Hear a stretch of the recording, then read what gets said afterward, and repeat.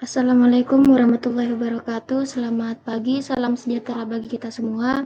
Saya Rohatul Janatul Mufida akan mempresentasikan materi tentang etika profesi untuk menyelesaikan tugas mata kuliah etika profesi. Nah, apa itu etika profesi? Etika profesi adalah seperangkat nilai, prinsip, dan norma moral yang menjadi pedoman perilaku dan tindakan individu dalam menjalankan suatu profesi. Ini berfungsi sebagai aturan main yang tidak tertulis dan seringkali tertulis dalam bentuk kode etik untuk memastikan para profesional bertindak secara jujur, bertanggung jawab, dan berintegritas tinggi demi kepentingan publik dan menjaga martabat profesi itu sendiri. Nah, etika profesi tersendiri itu adalah sebuah aturan yang tertulis maupun yang tidak tertulis, tapi seringkali aturan tersebut tertulis dalam kode etik untuk agar para pekerja atau para profesional itu bertindak secara jujur, melakukan pekerjaan secara jujur, melakukan pekerjaan itu secara baik dengan etika profesi itu sendiri.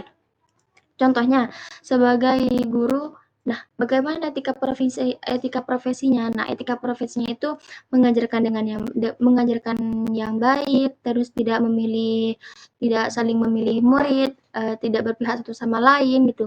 Sewajarnya bagaimana seorang guru lah gitu, tidak melakukan hal-hal yang buruk terhadap muridnya gitu. Atau lagi contoh untuk seorang dokter. Nah, bagaimana etika profesinya? Etika profesinya itu bagi dokter itu uh, merawat pasien dengan baik, memberikan layanan dengan baik, tidak memilih pasien gitu. Nah, itu adalah bagian dari etika profesi. Tujuan, manfaat, dan kemampuan yang dibutuhkan dalam etika profesi.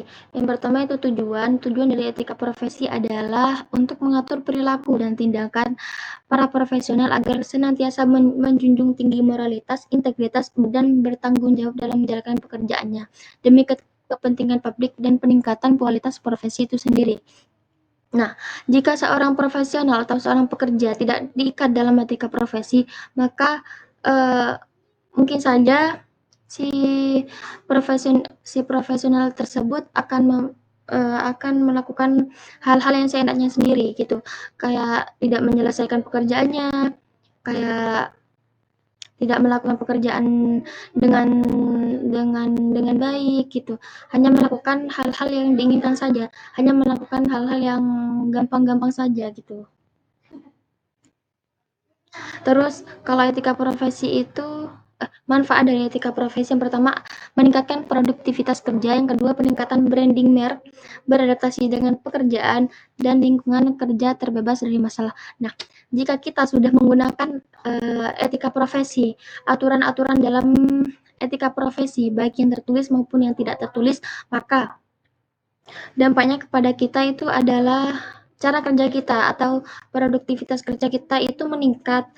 Produktivitas kerja kita membaik, terus bukan hanya berdampak kepada kita ya ketika kita menerapkan etika profesi dalam sebuah pekerjaan, kepada lingkungan juga berpengaruh. Contohnya, ketika kita baik terhadap sesama, baik terhadap lingkungan, maka lingkungan tersebut tidak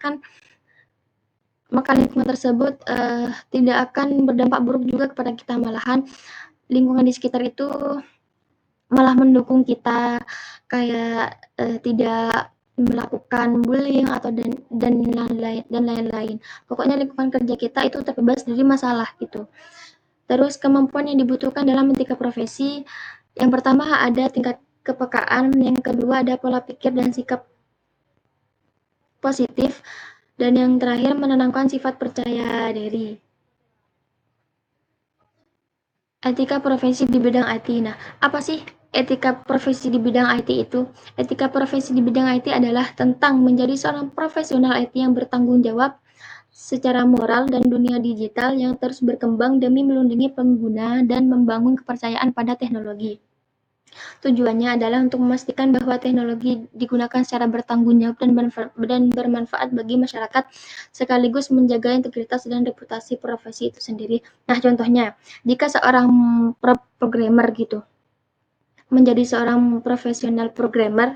Nah, tugas dari programmer itu bukan untuk menghack data-data yang lain, bukan untuk merusak data-data orang lain, tetapi sebagai programmer itu bagaimana bisa menjadi developer untuk aplikasi-aplikasi yang emang dibutuhkan, tidak membuat virus-virus kepada yang lain gitu, tidak membobol privasi orang lain. Bagaimana seorang programmer itu menjadi developer yang emang yang emang dibutuhkan, yang baik bagi perusahaan gitu. Gambaran umum pekerjaan di bidang IT. Yang pertama ada bidang perangkat lunak. Nah, ini fokus pada perancangan, pengembangan, dan pengelolaan sistem berbasis software. Di bidang perangkat lunak ini, kita pekerjaannya itu hanya fokus pada software atau aplikasi-aplikasi. Nah, contoh pekerjaannya yang pertama itu ada sistem analis, ada programmer, desainer, web programmer, pengembangan sistem operasi, pengembangan database, dan pengembangan sistem aplikasi. Contohnya di sini sebagai web designer. Web designer ini untuk mengedit foto-foto atau membuat poster dan lain-lain. Terus web web web designer. Terus ada programmer di sini untuk contohnya mengoperasikan Java, C++, PHP, dan lain-lain. Nah, yang kedua itu ada di bidang perangkat keras atau hardware, fokus pada perancangan instalasi dan pemeliharaan komponen fisik komputer dan jaringan.